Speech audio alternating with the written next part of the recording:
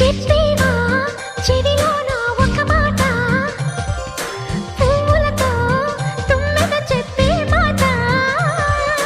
నీ చిరునవ్వు సాక్షిగా తాజ్ మహల్ నాదట, నీ పెదవంచు సాక్షిగా షాజహాను నేనట. నీ తీయని ప్రేమకి నా పెదవే నజరానా, నీ బయటకి నేనిక బానిసనే నెరజానా.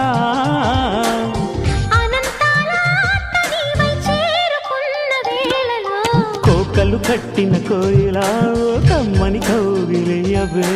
తేనెలు మరిగిన తుమ్మెద కను చూపుల గారడి చేయకే.